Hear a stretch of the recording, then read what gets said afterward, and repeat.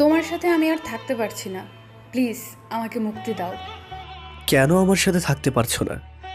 আমার কি কোনো কিছু অভাব আছে? হ্যাঁ আছে। কি আছে তোর? থাকিস তো একটা বুড়ার সাথে, তাও আবার কুড়ে ঘরে। যা বলার আমাকে বলো। আমার দাদাকে আর একটা কথাও বলবে না। বললে কি করবি তুই? তোর কিছু করার সাহস আছে? আমাকে শুধু একবার বলো, কেন ব্রেকআপ করতে চাচ্ছ? কারণ তুই একটা ফকির, তোর কোনো চাকরি নেই, সম্পত্তি নেই, কি দেখে তোকে ভালোবাসবো? তাহলে গত 4 বছরেরটা কি ছিল? শুধু টাইম পাস। তোমার কাছে টাইম পাস হলেও আমি তোমাকে সত্যিকারের ভালোবাসি। কেন বুঝতে চাইছো না তুমি? সিমির হাত ধরে বললাম কথাটা। হাত ছাড়ো। প্লিজ আমায় ছেড়ে যেও না। আমি তোমাকে আমার হাত ছাড়তে বলেছি। আগে বলো ভালোবাসো। কেন বুঝিস না তুই? আমি তোকে ভালোবাসি না। আমার বিয়ে ঠিক হয়ে গেছে, আর আমার বর তোর মতো ফকির না।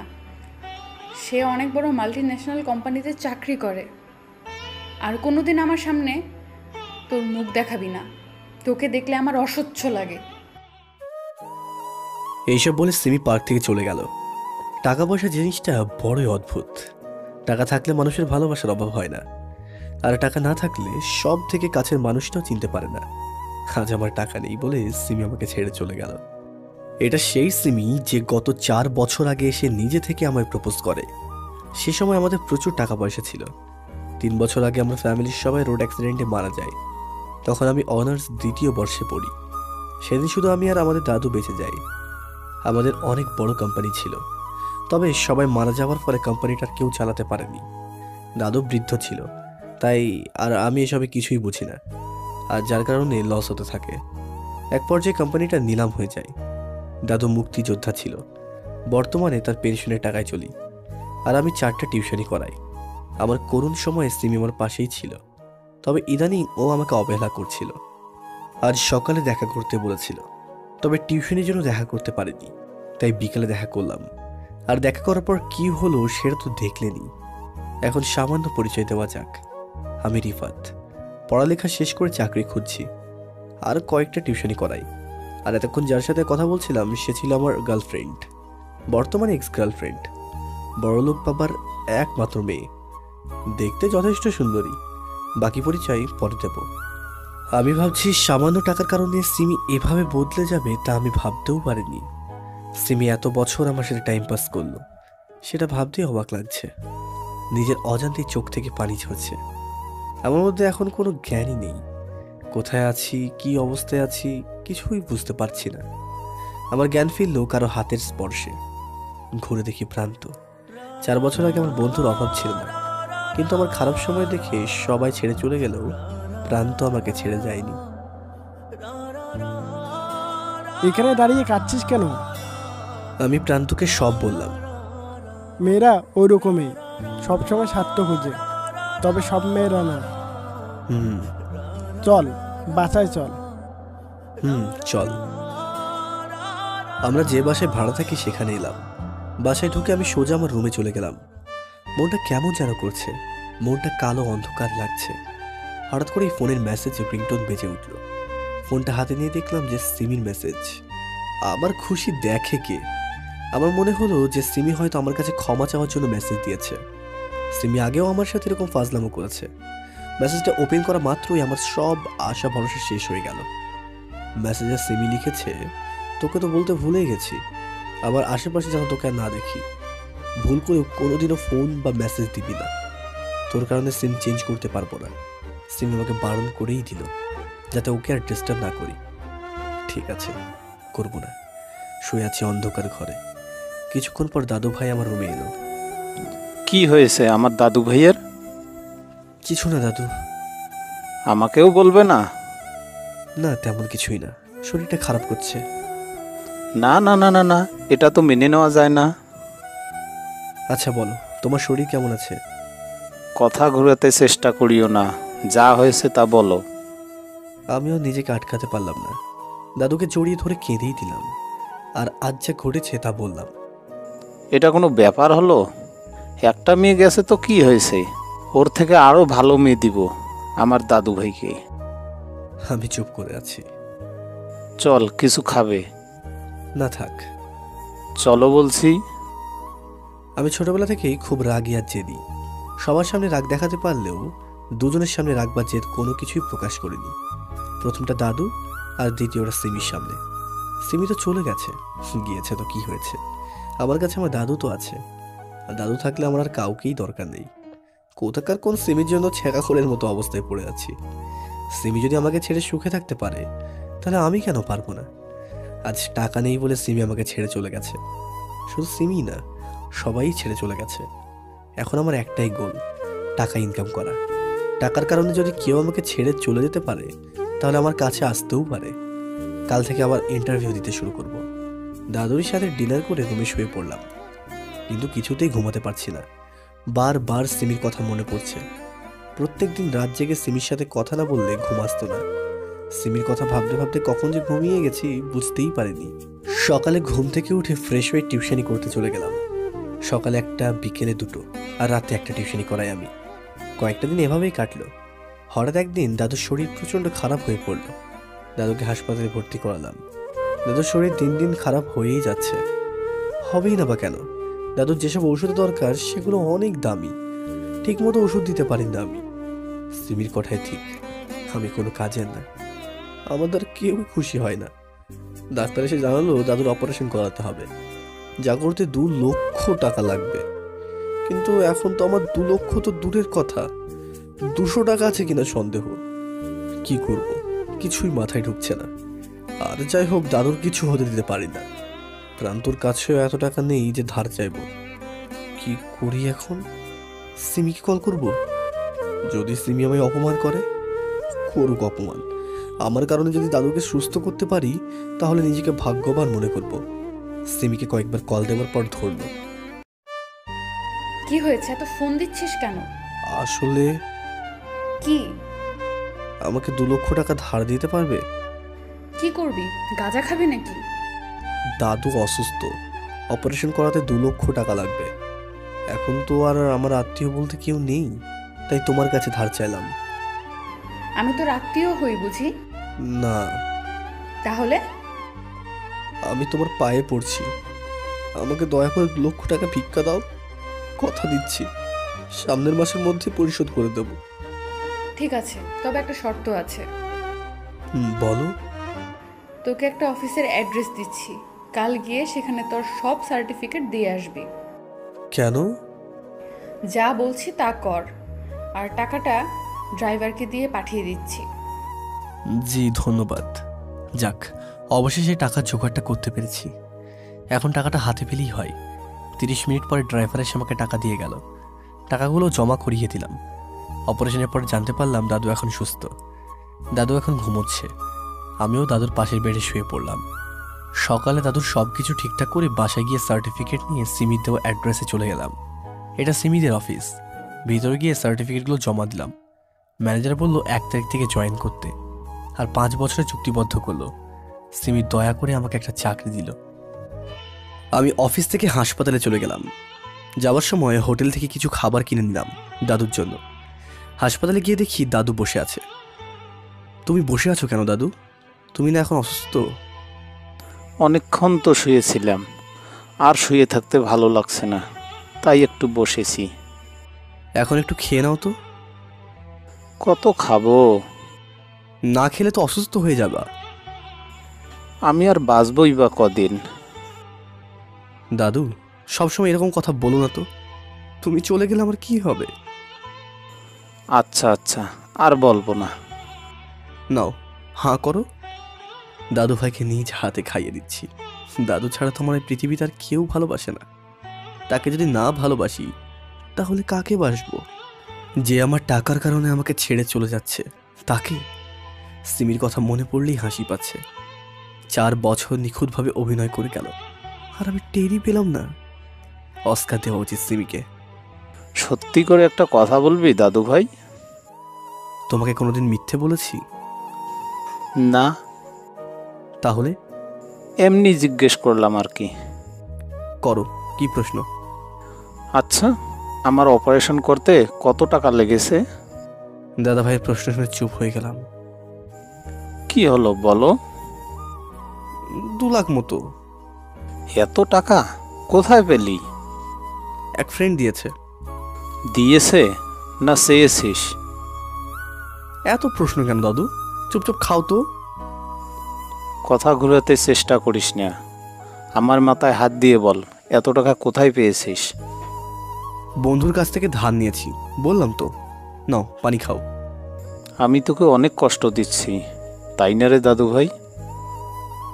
তুমি ছাড়া আমার আর কে আছে বলো তো? তোমার জন্য কষ্ট না করলে কার জন্য করব? আর তোমার চোখে পানি কেন? এমনিই চলে এসেছে। এখন কেমন লাগছে আপনার? ভালো। ডক্টর, দাদুকে কবে রিলিজ দেবেন? কালকে নিয়ে যেতে পারেন। থ্যাঙ্কস। এটা তো আমাদের দায়িত্ব। আমি দুপুরে বাসায় গিয়ে গোসল করে নামাজ পড়ে হাসপাতালে গেলাম। দাদুকে দুপুরে খাবার খাওয়ালাম। কোনোরকমভাবে রাতটা পার করলাম। সকালে দাদুকে নিয়ে বাসায় চলে আসলাম। টিউশনিগুলো ছেড়ে দিয়েছি। অফিস করলে টিউশনি করবার টাইম হয় না। টিউশনি করে 15,000 টাকা পেতাম। অফিসে 20,000 টাকা মাইনে দেবে। আমার বেতন 30,000।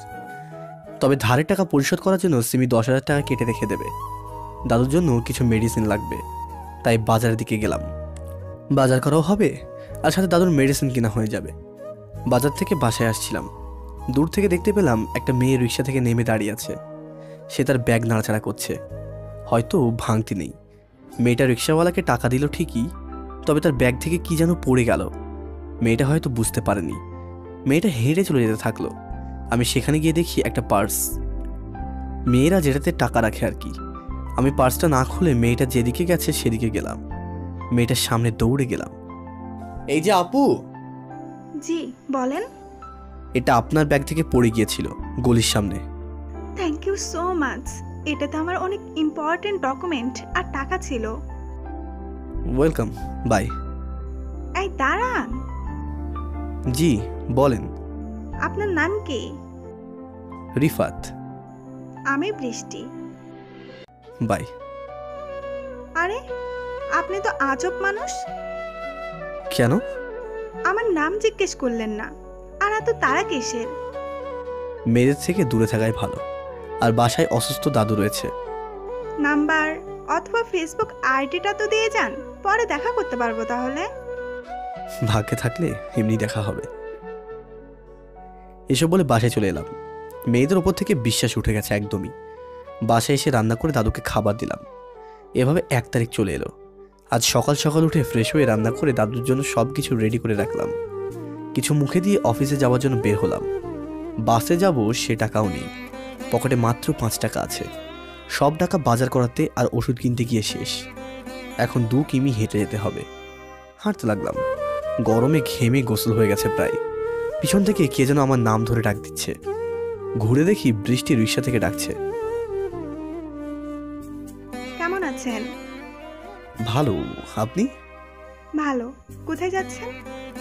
অফিসে। কোন অফিসে চাকরি করেন আপনি? আমি আমার অফিসের নাম বললাম।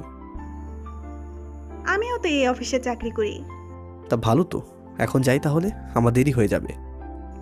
একই জায়গায় যেহেতু যাচ্ছি তাহলে একসাথেই যাই, আসুন রিক্সাতে। অনেক করে বলল, তাই যেতে রাজি হয়ে গেলাম। রিক্সাতে বৃষ্টি অনেক কিছু জিজ্ঞেস করলো।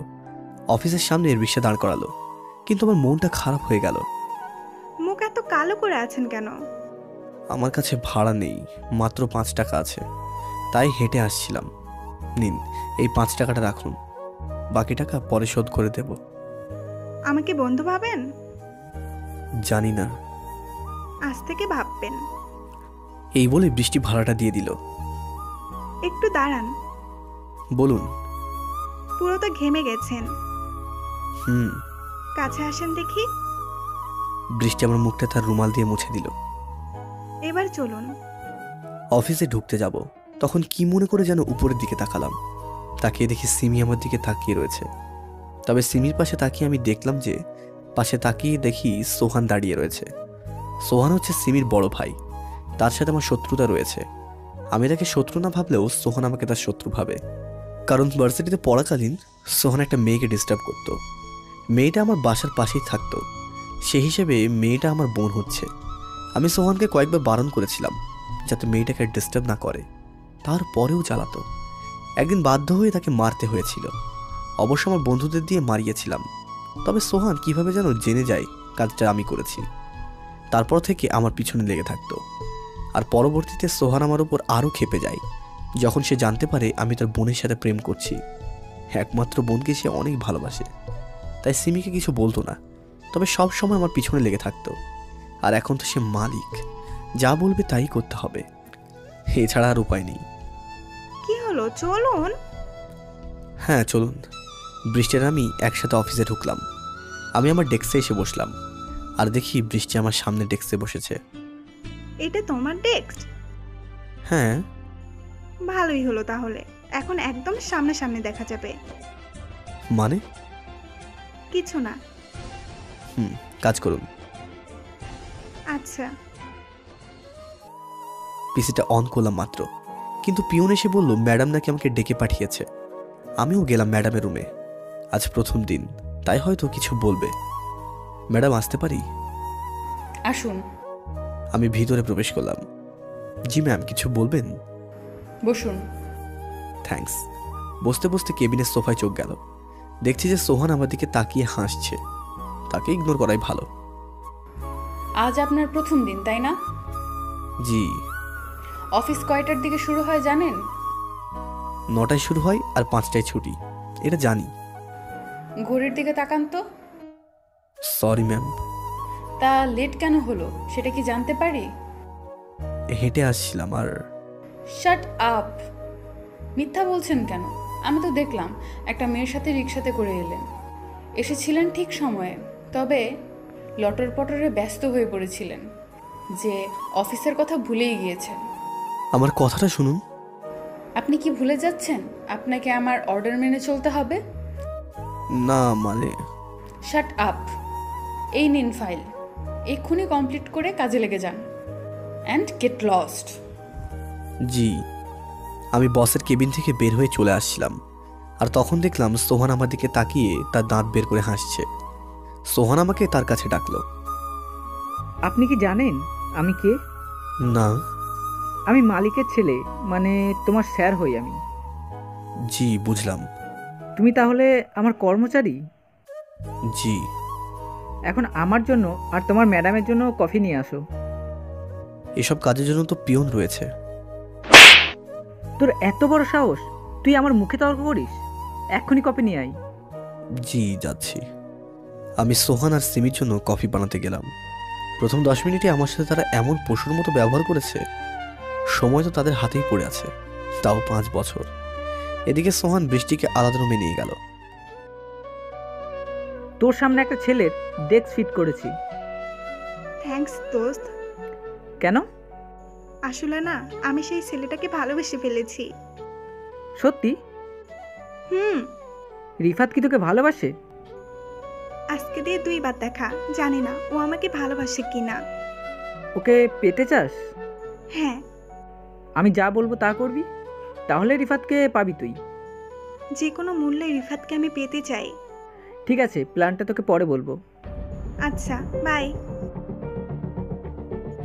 সোহান এখন মনে মনে ভাবছে কি করে রিফাতকে অপমান করা যায়। রিফাত, তোর খারাপ সময় চলে এসেছে। আমাকে সবার সামনে মেরেছিলি, তোর কারণে তাকে আমি পাইনি। এবার সিমিকে তোর কাছ থেকে সরাবো, মনে মনে বললাম। আমি বানাচ্ছি আর ভাবছি বৃষ্টিও তো আমার সাথে লেট করে এসেছে, তাহলে তাকে কেন কিছু বললো না? হয়তো শুধু আমাকে অপমান করার জন্য সব কিছু বলেছে। অফিসে আসার জন্য অপমান করলো, তা ঠিক আছে, তবে আমাকে দিয়ে কেন কফি বানিয়ে নেবে? কফি নিয়ে বসের কেবিনে গেলাম। সিমি আমার দিকে কেমন করে যেন তাকাচ্ছে। আমি প্রথমে সিমিকে কফি দিলাম, তারপর সোহানকে দিলাম। এই শোন এখানে। জি। কাছে যেতেই পুরো কফি আমার মুখে ছুঁড়ে দিল। গরম কফিতে পুরো মুখ জ্বলতে লাগলো। সোহান আমার মুখে কফি ঢেলে দিল। গরম কফির কারণে মুখ জ্বলতে লেগেছে। আহ! সিমি দৌড়ে আমার কাছে আসলো আর মুখে ঠান্ডা পানি দিল। ঠান্ডা পানির কারণে জ্বালাটা কমলো। ভাইয়া, তুমি ওর মুখে কফি কেন ছুঁড়ে মারলে? জীবনে মনে হয় কফি খেতে পাইনি এই ছোট লোকের বাচ্চা। কোকেন কি হয়েছে? দেখ কফিতে কত চিনি দিয়েছে, একবারে শরবত বানিয়ে এনেছে। দাঁড়াও, আমি টেস্ট করে দেখছি। সিমি তার মগের কফি খেলো। কই না তো, কফি তো ঠিক মতো বানিয়ে এনেছে। আর তাছাড়াও তুমি তো মিষ্টি কফি বেশি পছন্দ করো, তাই বলে এত গরম কফি ওর মুখে ঢেলে দিবে? দেখো তো ওর মুখটা কতটা লাল হয়ে গেছে, নিশ্চয়ই অনেক ব্যথা পেয়েছে। সিমি, তুই কি কিছু ভুলে যাচ্ছিস? সোহানের কথা শুনে সিমি একদম চুপ মেরে গেল। আর কোনো কথা বলছে না সিমি, মাথা নিচু করে দাঁড়িয়ে আছে আর তুই এগুলো পরিষ্কার কর। আমাকে উদ্দেশ্য করে। জি, করছি। তার আগে মুখে ওষুধটা লাগিয়ে দিই, তাহলে জ্বলাটা কমবে। তুই কাজ করছিস না কেন? করছি। আমি ভাঙা মগটা উঠালাম, যার ফলে হাতটা একটু কেটে গেল। আমি সেদিকে খেয়াল করলাম না, তবে সোহান আমার অবস্থা দেখে হাসছে আর সিমির চোখ টলমল টলমল করছে, যেন এক্ষুনি অঝোর ধারায় বৃষ্টি নামবে। এসব বড় লোকদের কারবার, ইচ্ছা হলে দেখে হাসবে আর ইচ্ছা হলে কান্না দেখাবে। আমি ভাঙা মগটা ডাস্টবিনে ফেলে দিলাম আর ফ্লোরটা পরিষ্কার করলাম। তারপর সোহান আমাকে যেতে বলল। আমি আমার ডেস্কে বসে পড়লাম। আমাকে অফিসের কাজ করতে দেয়নি এখনো পর্যন্ত, তবে চাকরির কাজটা ভালোই করাচ্ছে, করুক। এতে যদি আমার দাদুর জীবনটা ঠিক মতো চালাতে পারি। বৃষ্টি এসে দেখে যে আমার মুখের অবস্থা। কি করে তোমার মুখ জ্বললো? এই একটু অন্যমনস্ক ছিলাম তাই। বোকা পেয়েছো তাই না? চলো ওয়েটিং রুমে। বৃষ্টি আমাকে নিয়ে ওয়েটিং রুমে এলো আর সাথে কিছু ঔষধ দিল। প্রথমে মুখে ক্রিম মাখালো আর তারপরে হাতে ব্যান্ডেজ করে দিল। এবার বলো এসব কি করে হলো? না থাক, পরে বলবো। আমি কিছু জিজ্ঞেস করেছি। আমি সব বললাম বৃষ্টিকে, আজকে অফিসে যা ঘটলো। কি? সোহানার এত বড় সাহস আমার ভালোবাসার মানুষকে কষ্ট দেয়? ওকে আজ আমি খাইছি। মনে মনে বলল। আমি দেখছি বৃষ্টি ফোঁস ফোঁস করছে। মানুষ যখন বেশি রেগে যায় তখন এরকম করে। তুমি তোমার ডেস্কে গিয়ে বসো, আমি আসছি। বৃষ্টি কোথায় চলে গেল? আমিও আমার ডেস্কে চলে গেলাম। অন্যদিকে তুই রিফাতের সাথে এরকম বাজে ব্যবহার কেন করেছিস? সোহনের কলার ধরে। কুল বেবি কুল। কি কুল? হ্যাঁ, আরে বাবা, এটা তো আমার একটা প্ল্যান ছিল। প্ল্যান মানে? রিফাত যাতে তোর উপর আকৃষ্ট হয় সেটার জন্য এরম করেছি। তা ঠিক, তবে এরকম কষ্ট দিস না প্লিজ। আচ্ছা ঠিক আছে, এখন থাক তাহলে, আমি বাসায় গেলাম। আর পারলে রিফাতকে তোর মায়ায় জড়িয়ে নে। তার বলতে? সোহান বাসায় চলে গেল আর বৃষ্টি এসে আমার সাথে গল্প করতে থাকলো। লাঞ্চ টাইমে বৃষ্টি আমাকে জোর করে খাওয়ালো, তাও নিজের হাতে। চামচ দিয়েই খাইয়েছে, সেটা সিমি দেখে নিয়েছে। ও দেখলো না আমার কি, এখন তো সে অন্যের সম্পদ। খাওয়া শেষে অফিসে বসে আছি। আমার কাজ স্যার আর ম্যাডামের প্রয়োজনীয় জিনিসের খেয়াল রাখা, তাদের প্রয়োজনীয় কাজ করে দেওয়া। সিমি আমাকে তার কেবিনে ডেকে পাঠালো। আমি গেলাম। যাও বিরিয়ানি নিয়ে আসো। আমি তাড়াতাড়ি বিরিয়ানি আনতে চলে গেলাম, কারণ সিমি এখনো না খেয়ে আছে। সিমি না খেয়ে আছে ভাবতেই মনটা খারাপ করছে। ভালোবাসার মানুষের কষ্ট কিভাবে সহ্য করব? সিমি একেবারে খিদা সহ্য করতে পারে না, যদিও স্লিম ফিগার। আমাকে কিছু টাকা দেওয়া আছে অফিস থেকে তাদের প্রয়োজনীয় জিনিস আনার জন্য। আমি সেগুলো থেকে খরচ করলে হিসেব করে খাতায় লিখে রাখি, কখন না আবার চোর বলে দেয়। বিরিয়ানি এনে ম্যাডামকে পরিবেশন করে দিলাম আর আমি যেতে লাগলাম। দাঁড়াও। জি ম্যাডাম, আর কিছু লাগবে? জি বলেন, কি লাগবে? আমার সামনে বসো। আমি বসলাম। কতদিনের সম্পর্ক? কিসের? রিলেশনের। কার? তোমার আর বৃষ্টির। এসব কিছু না। তাহলে একসাথে রিক্সাতে চড়া, রুমাল দিয়ে মুখ পরিষ্কার করা, ব্যান্ডেজ করা, নিজের হাতে খাবার খাইয়ে দিয়ে ওড়না দিয়ে মুখ পরিষ্কার করা, এসব কি? কি মানে? তাও ভালো যে একজনকে পেয়েছি যে আমাকে ভালোবাসে, আমার টাকাকে নয়। কই, আমার হাতে তো কোনোদিন খাসনি। ইচ্ছা? কতদিনের পরিচয় ওর সাথে? একদিন বাজারে সাহায্য করেছিলাম আর আজকে দেখা। বাহ, দুদিনের পরিচয়ে খাবার খাইয়ে দিল। কাল কি করে কে জানে। সেরকম না। নে হা কর। কেন? নিজের হাতে খাওয়াবো আজ তোকে। অন্যের জিনিস আমি ব্যবহার করি না। সিমি আমার চুলের মুঠি ধরে নিল, যার কারণে আমি আ করে উঠলাম। আর সেই সুযোগে সিমি আমার মুখে খাবার ঢুকিয়ে দিল। চুপচাপ খা, এসব কি? চুপ করে খা। আর খেতে পারবো না, প্লিজ ছেড়ে দেন। ঠিক আছে, নাও পানি খাও। আমি পানিটুকু খেলাম। রিফাত, আমি ঘুরে দেখলাম সিমির দিকে। সিমি সাথে সাথে আমার চুল খামচে ধরলো আর চার ঠোঁট এক করে দিল। অনেকদিন পর সিমির ছোঁয়া পেয়ে আমিও সাড়া দিতে থাকলাম। হঠাৎ করেই কে যেন মাথায় জোরে আঘাত করলো। সিমি জোরপূর্বক কিস করতে থাকলো। এতদিন পরে প্রথম সিমির ঠোঁটে ছোঁয়া পেলাম, যার কারণে আমিও রেসপন্স দিতে লাগলাম। হঠাৎ করে কে যেন মাথায় আঘাত করে। মাথায় আঘাতটা অনেক জোরে দিয়েছে, যার ফলে ফ্লোরে পড়ে গেছি। চোখে ঝাপসাও দেখছি। তারপরেও কোনো মতে তাকালাম, দেখলাম যে আকাশ হাতে ফুলদানি নিয়ে দাঁড়িয়ে আছে, আর ফুলদানি থেকে কিছু রক্ত পড়তে দেখা যাচ্ছে। আকাশ সিমিকে এক হাতে ধরে আছে। সিমি আমার কাছে আসার চেষ্টা করছে, কিন্তু পাচ্ছে না। আকাশ ফুলদানিটা ফেলে দিল, আমাকে সে লাথি মারতে লাগলো। কিছুক্ষণের মধ্যে সুমনও চলে এলো। তারা দুজনেই আমাকে এলো পাথাড়ি মারতে থাকলো। কতক্ষণ মেরেছে বলতে পারবো না, তবে যখন আমার জ্ঞান ফিরে এলো তখন আমি হাসপাতালে ছিলাম। পাশে দাদু ছিল। দাদু, আমাকে এখানে কে নিয়ে এলো? সেটা জানি না, তবে কে যেন আমাকে ফোন করে বলল তুই হাসপাতালে আছিস, আর তোর এই অবস্থা নাকি ছিনতাইকারীরা করেছে। দাদু তাহলে জানতে পারেনি আমার এই অবস্থা কেমন করে হলো। ভালোই হয়েছে, না হলে দাদু আমাকে চাকরিটা করতে দিত না। আর আমার এই অবস্থা তো আকাশ আর সুমন করেছে। আকাশ হচ্ছে সিমির কাজিন। সিমিকেও নাকি ভালোবাসে, তবে যখন জানতে পারে সিমি আমাকে ভালোবাসে তখন আর কিছু করেনি। তবে আজ আমায় মেরেছে। এমনই সময় হলে আমার জায়গায় ও থাকতো। তবে 5 বছরের জন্য আমি তাদের গোলাম। মারের ব্যথা যতটুকু আছে তা আছে, তবে ভালো লাগছে আজকের সিমির সাথের ঘটনাগুলো। সিমির কাজকর্ম দেখে তো মনে হচ্ছে এখনো ভালোবাসে, নাকি ভালোবাসার নাটক করছে। না না, নাটক হতে পারে না, কারণ সিমির আচরণে যথেষ্ট বুঝতে পারছি সে আমাকে ভালোবাসে। না হলে বৃষ্টির সাথে থাকলে সে এত জ্বলবে কেন? তার উপর নিজ হাতে আমাকে খাইয়ে দিল, পরে তো কিসও দিয়েছে। আমি ভাবছি হাসপাতালে বিল কিভাবে দেব, আমার কাছে একটাও টাকা নেই। দাদু, বিল কিভাবে দেব? বিলটা কে যেন দিয়েছে রে ভাই, আর একটা ড্রাইভার আমার হাতে কয়েক হাজার টাকা দিয়ে গেছে। ও, রাতে আমাকে রিলিজ করে দিল। বাসায় গিয়ে খাবার খেয়ে ওষুধ খেয়ে ঘুমিয়ে পড়লাম। মাথাটা একটু কেটে গেছে, আর কিছুই না। তবে মারের কারণে হাত পা ব্যথা করছে। অফিসে অনেক রিকোয়েস্ট করে 2 দিনের ছুটি দিয়েছে। রাতে বাঁধলো আর এক বিপত্তি, জ্বর চলে এলো। অসুস্থতার মধ্যে 2 দিন কাটলো। আজ অফিসে যাচ্ছি। জ্বরের মাত্রা কমেনি একটুকু, তারপরেও যেতে হবে। আজ আমার কাছে কিছু টাকা ছিল, সে টাকা দিয়ে রিক্সাতে অফিসে গেলাম। শরীরে শক্তি বলতে কিছুই নেই। অফিসে পৌঁছে আমার ডেস্কে বসলাম। 2 দিন অফিস আসোনি কেন? অসুস্থতার জন্য। কই দেখি দেখি। আমার কপালে আর গালে হাত দিল। এখনো তো জ্বর আছে।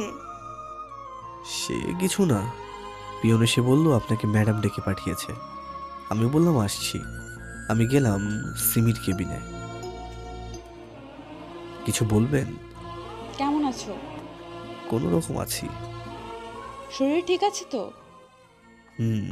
আচ্ছা, এখন যাও, গিয়ে রেস্ট নাও। জি। আমি ডেস্কে গিয়ে বসলাম। হঠাৎ করে একটা মিটিং ডাকা হলো। আমরা সবাই উপস্থিত হলাম। অস্ট্রেলিয়াতে নাকি নতুন ব্রাঞ্চ খুলবে আমাদের অফিসের। সেখানে যাওয়ার জন্য কয়েকজনকে সিলেক্ট করলো। আমি, বৃষ্টি, সোহান, সিমি, আকাশ আর কয়েকজন যাবে। আজকের মতো ছুটি দিল। কালকেই অস্ট্রেলিয়াতে যাবে ইমার্জেন্সি বিজনেস ভিসার সাহায্যে। আমি ভাবছি আমাকে কেন নিল, সেখানে হয়তো আমাকে চাকর হিসেব নিয়ে যাবে। বাসায় গিয়ে ব্যাগপত্র গুছিয়ে নিলাম। সকালে ঘুম থেকে উঠে ফ্রেশ হয়ে খাবার খেয়ে অফিসে চলে গেলাম। সেখান থেকে এয়ারপোর্টে যেতে হবে। অফিসে গেলাম, সেখান থেকে এয়ারপোর্ট, আর এয়ারপোর্ট থেকে অস্ট্রেলিয়াতে গেলাম। আমরা হোটেলে উঠলাম। ক্লান্ত থাকার কারণে ঘুমিয়ে পড়লাম। কালকে আবার মিটিং আছে। সকালে ঘুম থেকে উঠে সবাই একসাথে নাস্তা করলাম, কিন্তু সোহান আর আকাশ আমার সাথে কোনো বাজে ব্যবহার করেনি। যাই হোক, সবাই নাস্তা করে মিটিং রুমে গেলাম। ভালো মতো মিটিং শেষ হলো। মিটিং শেষে সবাই ঠিক করলো ঘুরতে যাবে। ঘোরাঘুরি শেষে হোটেলে ফিরে এলাম, খুবই ক্লান্ত, তাই ঘুমোতে যাচ্ছিলাম। কিন্তু সুমন আমাকে না খেয়ে যেতে দিল না। রাতের খাবার খাওয়ার পর কেন যেন মনে হলো ঘুম আরো চেপে ধরলো। রুমে যাওয়ার শক্তি পাচ্ছি না। বৃষ্টি আমাকে রুম পর্যন্ত নিয়ে এলো, তারপর আর কিছু মনে নেই। সকালে ঘুম থেকে উঠলাম কারো কান্নার আওয়াজে। প্রথমে বুঝতে পারিনি, ভালো করে দেখলাম সিমি কান্না করছে, আর সাথে আকাশ রয়েছে। সোহান বৃষ্টির কাছে বসে আছে, বৃষ্টির পরনে শুধু বেডশিট জড়ানো। কিন্তু সব থেকে বেশি অবাক হই নিজেকে অর্ধনগ্ন অবস্থায় দেখে। বৃষ্টির শরীরে বেডশিট জড়ানো অবস্থায় রয়েছে। সব থেকে বেশি অবাক করার বিষয় হচ্ছে আমার পরনে শুধু শার্ট আছে, আমার বাকি কাপড় কই? কি হচ্ছে কিছুই বুঝতে পারছি না। সিমি কেঁদেই চলেছে। দেখ সিমি, আমি বলেছিলাম না এই ছেলে একদম ভালো না। ঠিক বলেছে সুমন, ওকে যেদিন দেখেছিলাম সেদিনই সন্দেহ হয়েছিল এ ছেলে সুবিধার না। দেখেছিস তো সিমি, এই ছেলেটা শুধু তোর টাকাকে ভালোবেসেছে। টাকার কারণেই সিমির সাথে সম্পর্কে জড়িয়েছিল রিফাত। হ্যাঁ ঠিক তাই। যদি সিমিকে ভালোবেসে থাকতো তাহলে অন্য মেয়ের সাথে বিছানায় যাওয়ার আগে 100 বার ভাবতো। কি বলছেন কি আপনারা? কোথায় কি করলাম আমি? ভাগ্যিস বৃষ্টিকে ডাকতে এসেছিলাম, না হলে তো আর জীবনেও জানতে পারতাম না তোর ভদ্র মানুষের চেহারার পিছনে আর একটা চেহারা আছে। মানেটা কি? তুই বৃষ্টির সাথে রাতে কি করেছিস? আমি আবার কি করলাম? কিছু করিসনি তো? এসব কি? বৃষ্টির শরীরে কাপড় নেই কেন? আর তোর শরীরে তো নেই। আমি কিছু জানি না। কাল রাতের খাবারটা খাওয়ার পর থেকে প্রচণ্ড ঘুম পাচ্ছিল, ঠিক মতো যেতেও পারছিলাম না। তখন বৃষ্টি আমাকে রুমে দিয়ে আসে, ব্যাস এইটুকুই। তারপর আর আমার কিছু মনে নেই। বৃষ্টি, রিফাত রাতে তোমার সাথে কি করেছে? কাল রাতে রিফাতকে যখন রুমে দিয়ে আসছিলাম তখন রিফাত আমাকে জড়িয়ে ধরে। আমিও রিফাতকে ভালোবাসি, যার কারণে তার ডাকে সাড়া দিই। দেখছিস সিমি, বৃষ্টি নিজের মুখে স্বীকার করলো কাল রাতে রিফাতের সাথে বৃষ্টি কি হয়েছিল। এরপরও কি তুই রিফাতকে ভালোবাসবি? তোমরা সবাই বাইরে যাও, রিফাতের সাথে আমার কথা আছে। কিন্তু আমি যেতে বলেছি। চল বৃষ্টি, তোর রুমে যা। সবাই একে একে রুম থেকে চলে গেল। বাথরুম থেকে ফ্রেশ হয়ে জামা কাপড় পরে আসো। আমি বাথরুম থেকে ফ্রেশ হয়ে কাপড় পরে রুমে এলাম। সিমি বিছানায় বসে আছে। বসো এখানে। সিমির পাশে বসতে বলল। বৃষ্টির মাঝে এমন কি দেখেছো যা আমার মধ্যে নেই? কি বলছো তুমি? তোমার যদি এতই ইচ্ছা হচ্ছিল যে নিজেকে কন্ট্রোল করতে পারছিলে না, তাহলে আমাকে বলতা। আমি কি আজ পর্যন্ত তোমার কথা রাখিনি এমন হয়েছে? সিমি বিশ্বাস করো, আমি বৃষ্টির সাথে কিছুই করিনি। কিভাবে বিশ্বাস করব বলো? নিজের চোখেই দেখলাম বৃষ্টি তোমাকে জড়িয়ে ধরে শুয়ে আছে। তোমাদের যা অবস্থা ছিল আমার দেখে বুক ফেটে যাচ্ছিল। এখনো আমি অন্ধকার দেখছি। আমার কথাটা শোনো। ভাইয়া তোমার সাথে আমাকে মিশতে দিতে চাইতো না, তারপরও জোর করে তোমার সাথে রিলেশন রেখেছিলাম। তুমি জানতে চাও কেন তোমার সাথে ব্রেকআপ করেছিলাম? আমি যদি তোমার সাথে রিলেশন রাখতাম তাহলে ভাইয়া আর আকাশ তোমাকে মেরে ফেলতো। এখন তোমার কোনো বন্ধুও নেই যে তোমাকে সাহায্য করতে পারবে, যার ফলে বাধ্য হয়ে তোমার সাথে ব্রেকআপ করি। কিন্তু বিশ্বাস করো, আমার পুরো হৃদয় জুড়ে শুধু তোমার স্থান রয়েছে। আজ তোমাকে সব সত্যি বলে দিলাম, কারণ তোমার সাথে আর কোনোদিন দেখা হবে না। আমি আকাশকে বিয়ে করে বিদেশে চলে যাব। প্লিজ আমার কথাটা বিশ্বাস করো। বৃষ্টিকে বিয়ে করে নেবা। আমাকে কি বিশ্বাস করা যায় না? ভাইয়া, হ্যাঁ বল। আমি আকাশকে বিয়ে করতে রাজি আছি। সত্যি? হুম। এতদিনে একটা সঠিক সিদ্ধান্ত নিয়েছিস। বাইরে যা, আকাশ আসছে। সিমি আমার দিকে তাকিয়ে চলে গেল। দেখলি তো, ভালোবাসার মানুষকে দূরে সরিয়ে দিলে কেমন লাগে। তুমি যে ব্যাপার নিয়ে শত্রুতা করছো সেটা ঠিক না। ও মেয়েটা তোমাকে ভালোবাসতো না, তোমার কারণে বিরক্ত হতো। জোর করে কখনো ভালোবাসা হয় না। তোর জ্ঞান তোর কাছে রাখ, খেলাটা কেমন হলো সেটা বল। তার মানে এসব তুমি করিয়েছো? ঠিক তাই।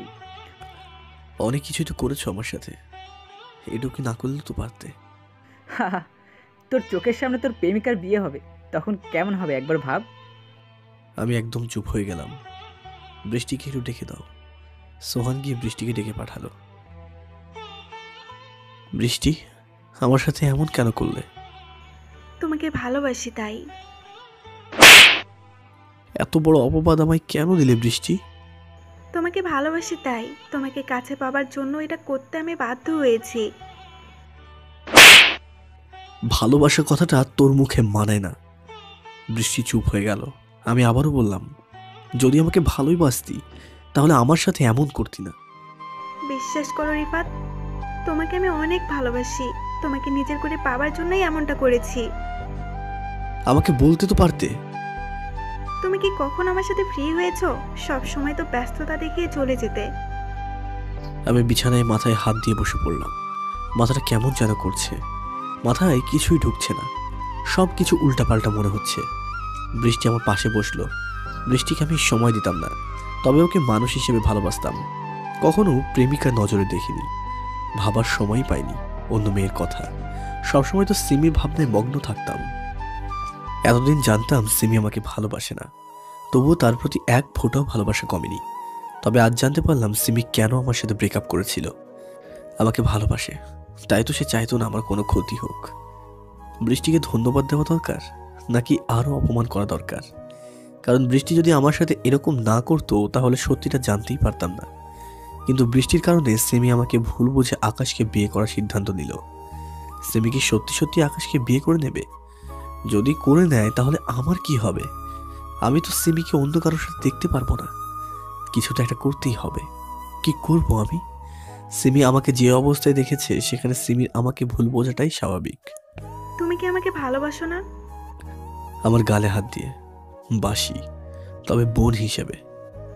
কেন, প্রেমিকা হিসেবে ভালোবাসা যায় না? না, গাল থেকে হাত সরাও। কেন? আমি কি দেখতে খারাপ? তুমি দেখতে অনেক সুন্দরী, তবে আমার মনে আরেকজনের জায়গা দখল করে আছে। আমি চাইলেও আমার মন থেকে তাকে সরাতে পারবো না। কে সে? জেনে কি করবা তুমি? তুমি যা করেছো তাতে আমার সারাটা জীবন এখন থেকে কষ্টের মধ্যে কাটবে। আমি তোমাকে পাবার জন্যই এমন করেছি। প্লিজ আগের সব কথা ভুলে যাও। চাইলেই সবকিছু সম্ভব না। কথা দিচ্ছি তোমাকে অনেক ভালোবাসবো। তোমার প্রেমিকার কথা তোমায় ভুলিয়ে দেব। Please stop this nonsense. একটু বোঝো আমাকে। জড়িয়ে ধরে বলল, ছাড় আমাকে। তোকে অনেকক্ষণ থেকে কিছু বলছি না, তার মানে এই না যে তোকে মেনে নিয়েছি। আমার মন প্রাণ সবটা জুড়েই শুধু সিমির স্থান। সিমি? কোন সিমি? আমি চুপ হয়ে গেলাম। সোহানের বোন সিমিকে তুমি ভালোবাসো? হ্যাঁ, কতদিন থেকে? 4 বছর থেকে। ও, তুমি একটু বাইরে যাবা প্লিজ? আমাকে একটু একা থাকতে দাও। ঠিক আছে। বৃষ্টি রুম থেকে বাইরে গেল। আমার মাথা ব্যথা আবার শুরু হয়ে গেছে। বিছানায় শুয়ে পড়লাম। কিছুই ভালো লাগছে না। চোখ বন্ধ করে শুয়ে থাকলাম। অন্যদিকে বৃষ্টি রিফাতের রুম থেকে বের হয়ে সোহানের রুমে গেল। সোহান, হ্যাঁ বল। তোকে কিছু বলার ছিল। আমি জানি তুই আমাকে কি বলতে চাস। তুই হয়তো বলতে চাইছিস এসব কেন করলাম, তাই তো? হ্যাঁ। তাহলে শোন, ভার্সিটি লাইফে আমি রিয়াকে ভালোবাসতাম, সেটা তো তুই জানতি, তাই না? হ্যাঁ। কিন্তু আমি প্রেমে ব্যর্থ হই। হ্যাঁ। তারপরও মেয়েটাকে আমি আমার ভালোবাসার কথা বলতে থাকি। মেয়েটা রিফাতের বাসার পাশেই থাকতো, যার দরুন তাদের সম্পর্ক ছিল। তো মেয়েটা আমার কথায় বিরক্ত হয়ে রিফাতকে সব কিছু বলল, আর রিফাত আমাকে বোঝাতো। আমি বুঝতাম না। রিফাতেরা সে সময় অনেক ধনী ছিল, যার ফলে রিফাতের অনেক বন্ধু ছিল। একদিন রিফাতের বন্ধুরা আমাকে মেরে হাসপাতালে ভর্তি করিয়ে দিয়েছিল। তারপর? আমার আব্বু ব্যাপারটা জেনে যায় আর আমাকে অনেক মারে। লোকের মুখে নানান কথা শুনতে হয়েছিল আমার বাবাকে। বাবা এসব সহ্য করতে না পেরে আত্মহত্যা করে বসেন। তারপর? সেদিন আমি প্রতিজ্ঞা করি, যার কারণে আমার এত ক্ষতি হলো তাকেও আমার থেকে দ্বিগুণ কষ্ট দেব। তার জন্য রিফাতের ফ্যামিলিকে বাস অ্যাক্সিডেন্ট করায়। সেখানে সবাই মারা গেলেও রিফাত আর তার দাদা বেঁচে যায়। কি? তুই রিফাতের ফ্যামিলিকে খুন করেছিস? তারপরেও আমার মনের জ্বালা মেটেনি। রিফাতের থেকে সিমিকে দূরে সরালাম। কিন্তু সিমি রিফাতকে ভুলতে চায় না। তার জন্য তুই আমাকে ব্যবহার করলি? এক্স্যাক্টলি। এখন আমি রিফাতকে আর সিমিকে সব বলে দেব। তুই কি চাস তোর বোন স্কুল থেকে বাসায় ছেঁড়া কাপড় পরে ফিরবে? প্লিজ এসব করিস না। তাহলে চুপ থাক। প্ল্যান সাকসেসফুল, সুমি আমাকে বিয়ে করতে রাজি হয়ে গেছে। হা হা হা হা। এখন সব সম্পত্তি আমার দখলে আসতে চলছে। সমস্ত সম্পত্তি পেলে আমি তোমাকে বিয়ে করে নেব সুইটহার্ট। আকাশ এতক্ষণ তার গার্লফ্রেন্ডের সাথে কথা বলছিল। আকাশ সিমিকে বিয়ে করতে চাই, একমাত্র সিমিদের সমস্ত সম্পত্তি নিয়ে নেওয়ার জন্য। আকাশের প্ল্যান হলো সিমিকে বিয়ে করে তাদের সম্পত্তির দখল দেওয়া। আকাশ ভালো করেই জানে সে সোহানকে পেরে উঠবে না, তাই সিমিকে ব্যবহার করবে, তারপর সিমিকে বিয়ে করবে, তারপর সোহানের কাছে থেকে সমস্ত সম্পত্তি চাইবে। ভালোই ভালো দিয়ে দিলে সিমিকে কিছুই করবে না, তবে যদি লিখে না দেয় তাহলে সিমির উপর অত্যাচার করবে। আকাশ জানে সোহান তার একমাত্র বোনকে নিজের জীবনের চাইতেও বেশি ভালোবাসে। সিমির জন্য সব কিছু করতে রাজি রয়েছে সোহান, আর সেটারই সুযোগ ওঠাবে আকাশ। আমি ঘুম থেকে উঠলাম, মাথাটা হালকা হলেও মনটা অনেক ভারী হয়ে আছে। ভালোবাসার মানুষটার বিয়ে হয়ে যাবে বা বিয়ে হয়ে গেছে এ কথা শুনলে অনেক কষ্ট লাগে। তবে যদি আপনার ভালোবাসার মানুষটা আপনার মুখের উপর বলে দেয় যে সে নিজে থেকে অন্য একটা ছেলেকে বিয়ে করতে চায়, তাহলে কষ্টের সীমা থাকে না। তবুও বাস্তবতাটা মেনে নেওয়াই উচিত আমাদের, যতটা তাড়াতাড়ি সম্ভব। অনেকেই আত্মহত্যার মতো ঘৃণিত রাস্তা বেছে নেয় যখন তাদের বয়ফ্রেন্ড বা গার্লফ্রেন্ডের বিয়ে হয়ে যায়। এটা কোনো সলিউশন না। আপনি মারা গেলেও সে তো সংসার করবেই। বাস্তবতাটাকে মেনে নিতে যাচ্ছি এখন আপাতত। হয়তো আমার ভাগ্যে সিমি নেই। খুব ক্ষুধাও লেগেছে, ফ্রেশ হয়ে নিলাম, নিচ থেকে কিছু খেয়ে আসি। ক্যান্টিনে গেলাম, সেখানে বৃষ্টি মাথায় হাত দিয়ে বসে আছে। ওকে দেখেও না দেখার ভান করে খাবার নিয়ে অন্য টেবিলে বসে পড়লাম। যতই বাস্তবতা মানি না কেন, বৃষ্টিকে কোনোদিন ক্ষমা করব না, তার জন্যই এত কিছু ঘটলো। নিচের দিকে তাকিয়ে চুপচাপ খেতে থাকলাম। হঠাৎ বৃষ্টি আমার সামনে এসে বসে পড়ল। রিফাত, আসলে কিছু বলবা? তোমাকে বলতে তো অনেক ইচ্ছে করছে সত্যিটা, কিন্তু বলতে পারবো না, না হলে যে আমার বোনের ক্ষতি হয়ে যাবে। কি হলো? না মানে, যা বলার স্পষ্ট করে বলো। আগের সবকিছু ভুলে গিয়ে আমরা কি নতুন করে সবকিছু শুরু করতে পারি না? না, পারি না। একবার আমাকে সুযোগ দাও। তোমাকে একটু সুযোগ দেওয়া তো আমার কত বড় ক্ষতি হয়ে গেল। পুরো সুযোগ দিলে কি হবে ভাবা যায়? বৃষ্টি কাঁদতে কাঁদতে চলে গেল। যাক, তাতে আমার কি। বিল দিয়ে আমিও রুমে চলে এলাম। রুমে চোখ বন্ধ করে শুয়ে ভাবছি, সিমি যদি আমাকে ভালোই বাসতো তাহলে আমাকে বিশ্বাস কেন করলো না? হয়তো তার ভালোবাসায় কিছুটা হলেও কমতি রয়েছে। পুলিশের গাড়ি আসার শব্দ পেলাম, হয়তো কিছু হয়েছে। ইচ্ছা হলো একবার দেখে আসি, কিন্তু গেলাম না, যেতে আর ইচ্ছে করছে না। শুয়ে শুয়ে ভাবতে লাগলাম সিমির কথা। ভাবনার অবকাশ ঘটলো যখন কেউ আমার উপর এসে পড়ল, আর কিছুই বুঝতে না দিয়ে ঠোঁটের সাথে ঠোঁট এক করে দিল। একটু পরে আমাকে ছাড়লো। সিমি? তো কাকে আশা করেছিলে? না মানে, বৃষ্টিকে আশা করেছিলে বুঝি? না, তবে তোমাকেও আশা করিনি। চুপ থাকো তো, বুকে নাও একটু। আমি অবাক হয়ে সিমির দিকে তাকিয়ে রয়েছি। কি হলো, এভাবে তাকিয়ে আছো কেন? তুমি তো একটু আগে আমার সাথে কিরকম ব্যবহার করলে, আবার এখন আদর দিচ্ছ, তাই। ভালোবাসার মানুষটাকে অন্য কারোর সাথে এভাবে দেখলে কার মাথা ঠিক থাকে? তাহলে ভুল কিভাবে ভাঙলো? এটা শুনতে চেও না প্লিজ। আমি শুনতে চাই। তুমি যদি জানতে পারো তাহলে আমাকে দূরে সরিয়ে দিবে না তো? না। তাহলে শোনো, বৃষ্টির সাথে যখন তোমাকে অন্তরঙ্গ অবস্থায় দেখেছিলাম তখন আমার জন্য মাথায় আকাশ ভেঙে পড়েছিল। আমার মাথায় কাজ করা বন্ধ করে দিয়েছিল। তারপরও তোমার সাথে এই ব্যাপারে কথা বললাম। কথা বলে বুঝতে পারি তুমি কোনো অন্যায় করোনি। তোমার চোখ জোড়ায় তার প্রমাণ ছিল। তাই ভাবলাম বৃষ্টি আপুকে জিজ্ঞাসা করে দেখি। বৃষ্টি আপুর সাথে কথা বলতে যাব, কিন্তু দেখলাম বৃষ্টি আপু ভাইয়ার রুমে গেল। আমিও রুমে যাব, ঠিক তখনই শুনতে পাই এই সব কিছু ভাইয়ার প্ল্যান ছিল। তারপরও আমি গেলাম আকাশের রুমে।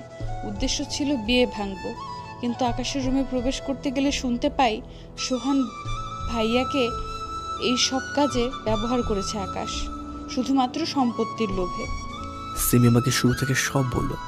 এসব শুনে আমার চোখ দিয়ে কয়েক ফোঁটা পানি বের হয়ে গেল। আমার পরিবারের মানুষকে এইভাবে মেরে ফেলেছে। প্লিজ কেঁদো না, তোমার কষ্ট দেখে আমারও কষ্ট হচ্ছে। আমি তাদের পুলিশে দিয়ে দিয়েছি। উম্মুয়া। তোমার খারাপ লাগছে না? কেন? বৃষ্টির সাথে তো সব হয়েছে। কিছুই হয়নি তোমাদের মাঝে, বৃষ্টিকে জিজ্ঞেস করেছি সব। ভালো। তোমার এই বুকে সারা জীবনের জন্য থাকতে দিবে তো আমায়? দেব। হাত সরাও আর বুকে নাও। আচ্ছা এসো। জড়িয়ে দিলাম ভালোবাসার মানুষটাকে। অজানা এক সুখ অনুভব করতে পারছি।